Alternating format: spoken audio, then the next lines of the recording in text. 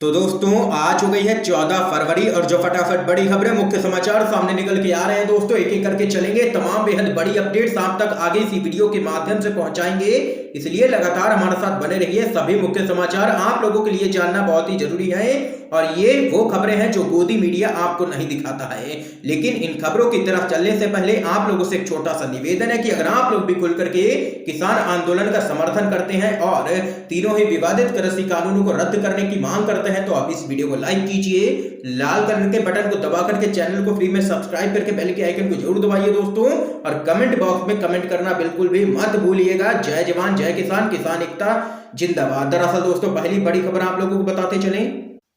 अजय चौटाला बोले मेरी जेब में है, दुष्यंत चौटाला का इस्तीफा अभी दे सकता हूं। जी हां दोस्तों, जेजेपी के राष्ट्रीय अध्यक्ष व संरक्षक अजय चौटाला ने उप मुख्यमंत्री दुष्यंत चौटाला के इस्तीफे की मांग करने वालों को यहां पर जवाब दिया है। उन्होंने कहा है कि केंद्र सरकार के द्वारा बनाए गए कृषि कानूनों पर अगर दुष्यंत चौटाला के इस्तीफे से कोई फर्क पड़ता है तो दुष्यंत का इस्तीफा उनकी जेब में है, वह कभी भी देने को तैयार हैं। दरअसल दोस्तों आप लोगों को बताते चले, हरियाणा के किसान संगठनों और खाप पंचायतों की तरफ से जेजेपी पर लगातार दबाव बनाया जा रहा है कि वो बीजेपी सरकार से अपना समर्थन वापस लें ताकि बीजेपी की सरकार गिर जाए और यहां पर केंद्र की मोदी सरकार को एक झटका लगे ताकि वो हमारी बातें मानने के लिए तैयार हो। लेकिन देख सकते हैं ये यहां पर बड़ी अपडेट है, जेजेपी के दुष्यंत चौटाला ने अभी तक इस्तीफा नहीं दिया है। इसीलिए किसानों का साफ कहना है कि अगर दुष्यंत चौटाला बीजेपी से अलग नहीं होते हैं तो उनका भी लगातार बहिष्कार जारी रहेगा, गांवों में उनके नेताओं और उनको घुसने नहीं दिया जाएगा। ये यहां पर बड़ी खबर है दोस्तों। तो वहीं एक और बड़ी अपडेट की तरफ चलते हैं।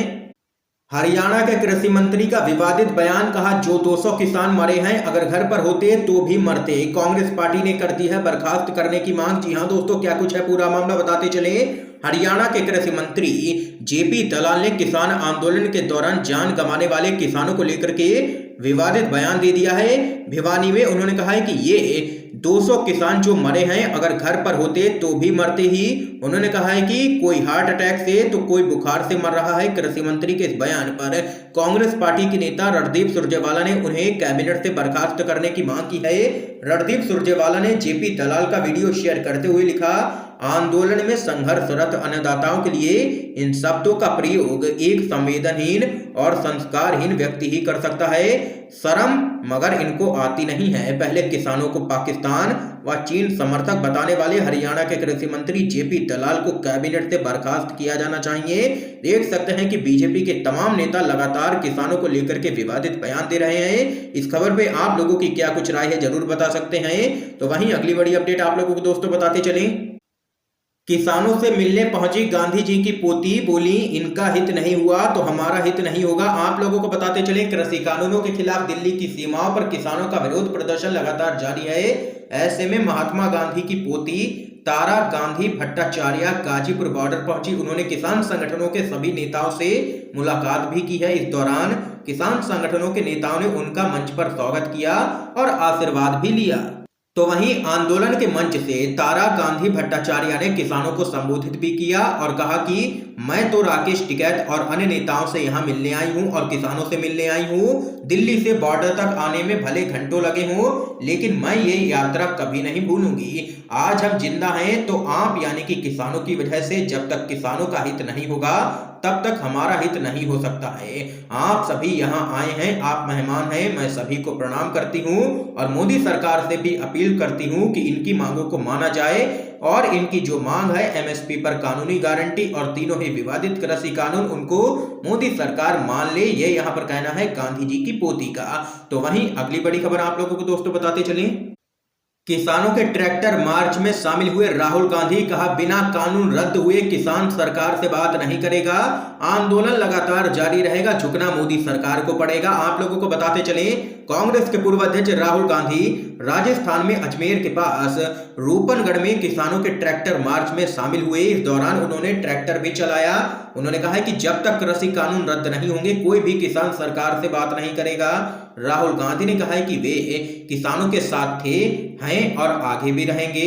राहुल गांधी ने आगे कहा है कि 3 नए कृषि कानून जो पीएम मोदी लाए हैं उन पर बात करने आया हूं। इनके पीछे लक्ष्य क्या है मंडी की हत्या करना पहला लक्ष्य है। दूसरा, कानून देश में अनलिमिटेड जमाखोरी चालू करने वाला है। देश का सबसे बड़ा व्यवसाय कृषि का है। ये 40 लाख करोड़ का कारोबार है जो किसी एक का नहीं है। देश के 40% लोगों का कारोबार कृषि है। पीएम मोदी चाहते हैं कि ये पूरा व्यवसाय उनके 2 मित्रों के हवाले हो जाए। कानून का यही लक्ष्य है। तो वहीं सरकार पर निशाना साधते हुए उन्होंने कहा है कि पीएम मोदी किसानों से किस बारे में बात करना चाहते हैं। जब तक आप इन कृषि कानून को वापस नहीं लेंगे, हिंदुस्तान का कोई भी किसान आपसे बात नहीं करेगा। इसके साथ ही राहुल गांधी ने कहा है कि जब ये कानून लागू होंगे तब हिंदुस्तान के किसी भी युवा को रोजगार नहीं मिलेगा। नरेंद्र मोदी कहते हैं कि मैं विकल्प दे रहा हूं। हाँ, विकल्प तो दे रहे हैं और वो 3 विकल्प हैं, भूख, बेरोजगारी और आत्महत्या। ये यहाँ पर देख सकते हैं राहुल गांधी ने मोदी सरकार को घेरा है राजस्थान में ट्रैक्टर मार्च के दौरान और किसान रैली को भी संबोधित किया है। जबरदस्त तरीके से हमला किया है मोदी सरकार पर। इस बीच अगली बड़ी खबर आप लोगों को दोस्तों बताते चलें। सुप्रीम कोर्ट ने कहा प्रदर्शन करने का अधिकार कहीं भी और कभी भी नहीं हो सकता है। जी हां दोस्तों, बड़ी खबर है, आप लोगों को बताते चले। उच्चतम न्यायालय ने कहा है कि प्रदर्शन करने का अधिकार कहीं भी और कभी भी नहीं हो सकता है और इसने पिछले वर्ष पारित अपने आदेश की समीक्षा की मांग वाली याचिका को खारिज कर दिया है। दरअसल दोस्तों, आप लोगों को बताते चले, पिछले वर्ष फैसले में उच्चतम न्यायालय ने कहा था कि शाहीन बाग में संशोधित नागरिकता कानून यानी कि सीएए के खिलाफ प्रदर्शनों के दौरान सार्वजनिक रास्ते पर कब्जा जमाना स्वीकार्य बिल्कुल भी नहीं है। उच्चतम न्यायालय ने कहा है कि कुछ अचानक प्रदर्शन हो सकते हैं, लेकिन लंबे समय तक असहमति या प्रदर्शन करने के लिए सार्वजनिक स्थानों पर लगातार कब्जा नहीं किया जा सकता है, जिससे दूसरे लोगों के अधिकार प्रभावित हों। ये यहाँ पर बड़ा फैसला सुप्रीम कोर्ट की तरफ से सामने निकल के आया है। इस बीच अगली बड़ी खबर आप लोगों को बताते चले दोस्तों। आंदोलन चलता रहेगा, गर्मियों में लगाएंगे जनरेटर, डीजल किसान लाएंगे। टिकैत ने गाजीपुर बॉर्डर पर कर दिया है बड़ा ऐलान। जी हां दोस्तों, आप लोगों को बताते चले, विवादित कृषि कानूनों के खिलाफ दिल्ली की सीमाओं पर किसानों का प्रदर्शन लगातार जारी है। इस बीच आंदोलन को धार देने और आगे की रणनीति तय करने के लिए गाजीपुर बॉर्डर पर संयुक्त किसान मोर्चा के नेताओं ने एक अहम बैठक की है। बैठक के बाद किसान नेताओं ने मंच से लोगों को संबोधित कर आगे की रणनीति बताई है। इस दौरान राकेश टिकैत ने एक बार फिर से ऐलान किया है कि चाहे गर्मी आए या बरसात, ये आंदोलन इसी तरह आगे भी चलता रहेगा।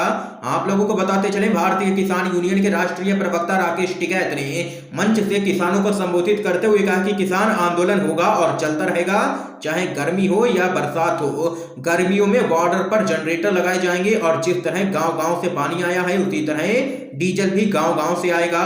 उन्होंने कहा है कि बॉर्डर पर किसान एसी और कूलर में सोएंगे। आंदोलन स्थल ही हमारे घर हैं, सरकार हमें बिजली के कनेक्शन दे, नहीं तो हमें मजबूरी में यहाँ जनरेटर लगवाने पड़ेंगे।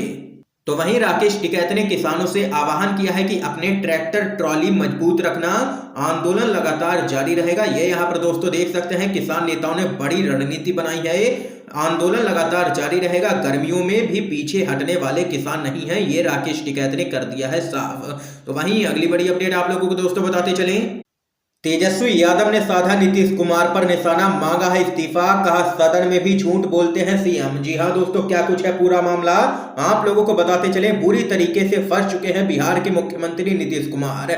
बिहार में अब कोरोना जांच में बड़े पैमाने पर फर्जीवाड़ा का खुलासा होने के बाद नीतीश सरकार की भद्द पिट गई है। मामला राज्यसभा में भी उठा और सभापति ने मामले को गंभीर बताते हुए केंद्र सरकार को जांच कराने की सलाह दे दी है। ऐसे में भद्द पिटने के बाद नीतीश सरकार ने कार्रवाई की है और लाज बचाने के लिए सिविल सर्जन समेत कई अधिकारियों को नाप दिया है। तो वहीं तेजस्वी यादव ने कहा है कि हम जमीनी लोग हैं, जनता से सीधा फीडबैक लेते हैं, इसलिए महीनों पूर्व कोरोना घोटाले का अंदेशा होने पर जांच की मांग रखी थी। मुख्यमंत्री ने सदन में आश्वस्त भी किया, लेकिन आज तक कमेटी नहीं बनाई क्योंकि चुनाव पूर्व अरबों का बंदरबाट करना था। मुख्यमंत्री सदन में भी झूठ बोलने से नहीं कतराते, सदन को गुमराह किया। इसके साथ ही देश में चुनावी सुधारों के लिए काम करने वाली संस्था एडीआर की रिपोर्ट को आधार बनाते हुए नेता प्रतिपक्ष तेजस्वी यादव ने सीएम नीतीश कुमार पर दूसरा हमला किया है। आप लोगों को बताते चले अब क्या कुछ है पूरा मामला। उन्होंने राज्य सरकार के रवैये पर सवाल खड़े किए हैं। उन्होंने ट्वीट करते हुए कहा है कि जिस सरकार के 60% मंत्री दागी हैं, उसके मुखिया को पद पर बने रहने का कोई भी अधिकार नहीं है। तेजस्वी यादव ने ट्वीट कर लिखा है कि बिहार के महान कुर्सीवादी मुख्यमंत्री को पता ही नहीं है कि उनके मंत्रिमंडल में शामिल 18 मंत्रियों के खिलाफ हत्या, लूट, भ्रष्टाचार, यौन शोषण, आर्म्स एक्ट, चोरी, जालसाजी, धोखाधड़ी जैसे गंभीर आपराधिक मामले दर्ज हैं। क्या इतने भोले भाले मुख्यमंत्री को कुर्सी पर बने रहने का नैतिक अधिकार प्राप्त है? ये यहाँ पर दोस्तों देख सकते हैं, जोरदार तरीके से नीतीश सरकार फंसते हुए नजर आ रहे हैं और हमला बोला है तेजस्वी यादव ने और मांगा है उनका इस्तीफा। तो वहीं अगली बड़ी अपडेट आप लोगों को बताते चले दोस्तों, राहुल गांधी को डूम्सडे मैन कहना पड़ा महंगा, वित्त मंत्री को दिया विशेषाधिकार हनन का नोटिस। जी हां दोस्तों, क्या कुछ है पूरा मामला बताते चले। कांग्रेस के लोकसभा सदस्य टीएन प्रतापन ने पार्टी के पूर्व अध्यक्ष राहुल गांधी को डूम्सडे मैन कहे जाने से संबंधित टिप्पणी को लेकर के वित्त मंत्री निर्मला सीतारमण के खिलाफ विशेषाधिकार हनन का नोटिस दिया है। दरअसल दोस्तों आप लोगों को बताते चले, वित्त मंत्री निर्मला सीतारमण ने संसद में कहा कि कांग्रेस नेता फर्जी विमर्श करते हैं, देश को तोड़ने वाली ताकतों के साथ खड़े होते हैं और संवैधानिक संस्थाओं का अपमान करते हैं। इसी पूरे मामले में देख सकते हैं वित्त मंत्री को दिया है कांग्रेस पार्टी के सांसद ने विशेषाधिकार हनन का नोटिस। तो वहीं अगली बड़ी खबर आप लोगों को बताते चले दोस्तों, नफरत को इस कदर सामान्य कर दिया गया है कि क्रिकेट भी इसकी चपेट में आ गया है। ये यहाँ पर कहना है राहुल गांधी का। आप लोगों को दोस्तों बताते चले, कांग्रेस के पूर्व अध्यक्ष राहुल गांधी ने कहा है कि पिछले कुछ वर्षों में नफरत को इस कदर सामान्य कर दिया गया है कि अब क्रिकेट भी इसकी चपेट में आ गया है। दरअसल दोस्तों राहुल गांधी ने ट्वीट कर कहा है कि पिछले कुछ वर्षों में नफरत को इस कदर सामान्य कर दिया गया है देश में कि हमारा प्रिय खेल भी इसकी चपेट में आ चुका है। भारत हम सभी का है, उन्हें हमारी एकता भंग मत करने दीजिए। कांग्रेस के नेता राहुल गांधी ने यह टिप्पणी उस वक्त की है जब दिग्गज घरेलू क्रिकेटर वसीम जाफर पर उत्तराखंड टीम का कोच रहते हुए धार्मिक आधार पर चयन को प्राथमिकता देने का आरोप लगा है। देख सकते हैं राहुल गांधी ने सीधे तौर पर बीजेपी पर आरोप लगाया है कि देश भर में नफरत फैला रही है बीजेपी। क्या दोस्तों आप लोग राहुल गांधी की बात का समर्थन करते हैं या नहीं? आप लोगों की क्या कुछ राय है कमेंट बॉक्स में जरूर बताइएगा। तो वहीं इस बीच अगली बड़ी अपडेट की तरफ चलते हैं। दीपेंद्र हुड्डा ने बीजेपी को बताया है पेट्रोल जीवी, बोले 70 साल में पहली बार पेट्रोल डीजल पर इतना ज्यादा टैक्स वसूला जा रहा है। आप लोगों को दोस्तों बताते चले, कांग्रेस के नेता दीपेंद्र हुड्डा ने राज्यसभा में बजट 2021-22 पर चर्चा का हिस्सा बनते हुए बीजेपी पर कई आरोप लगाए हैं। उन्होंने केंद्र में सत्तारूढ़ मोदी सरकार को घेरते हुए कहा है कि इनका 7 साल का कार्यकाल इसका गवाह है कि सरकार ने बड़े बड़े नारे दिए। चुनाव में इनका नारा था कि हर साल 2 करोड़ रोजगार देंगे, 15 लाख देंगे। तो वहीं रोजगार की बात करें उस हिसाब से 14 करोड़ रोजगार लोगों को मिल जाने चाहिए थे, लेकिन इसके विपरीत मोदी सरकार के कार्यकाल में 70 साल के अब तक के रिकॉर्ड में बेरोजगारी के आंकड़े चौंकाने वाले हैं। इस सरकार के कार्यकाल में सिर्फ बेरोजगारी ने ही रिकॉर्ड नहीं तोड़े हैं, 70 साल में सबसे ज्यादा डीजल और पेट्रोल महंगा हुआ है तो वह भी इसी सरकार में हुआ है। 70 सालों में डीजल और पेट्रोल पर सबसे ज्यादा टैक्स इसी सरकार ने वसूला है।